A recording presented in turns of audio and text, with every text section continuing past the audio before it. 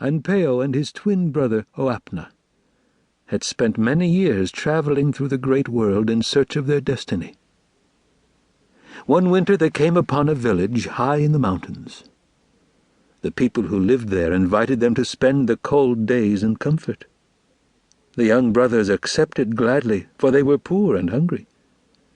They had searched long and hard for wisdom and vision, without success. A very beautiful girl lived in the village.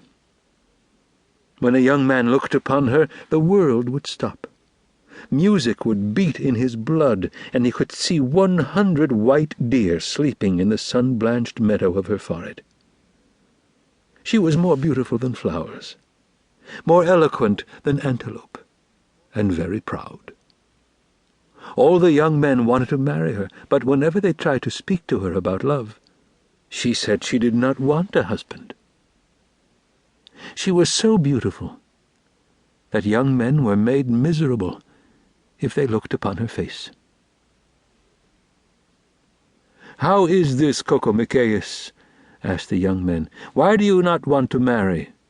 How is this, Ko-Ko-mik-e-is, that you will not speak to us? We are rich and handsome fellows, and many of us are brave and daring." But Ko-Ko-mik-e-is only laughed at them. "Why should I marry?" she replied. "My father is rich. Our lodge is good. We have plenty of food and tanned robes and soft furs for winter, so what good is a husband?" Anpao and his brother laughed at the young men who were forever trying to attract the attention of the beautiful Ko-Ko-mik-e-is. When the raven people held a dance, the young men put on their most splendid ornaments, and each tried to dance with greater elegance than the next. But when they asked Ko-Ko-mik-e-is if she would come and sit with them, she laughed, and went into her lodge, and would not come out. "I want no husband," she said.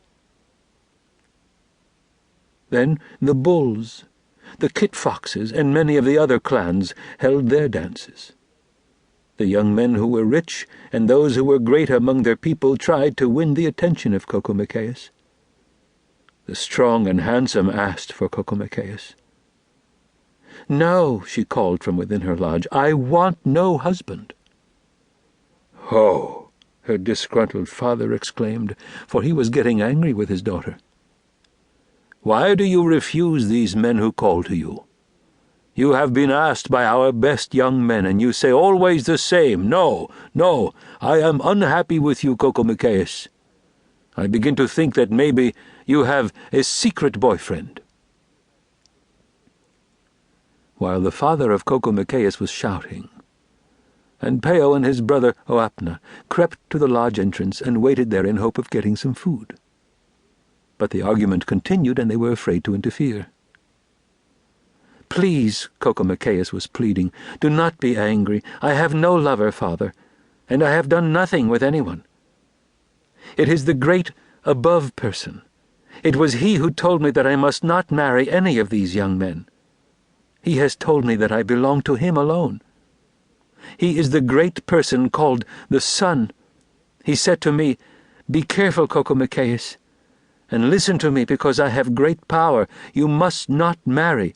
You are mine.'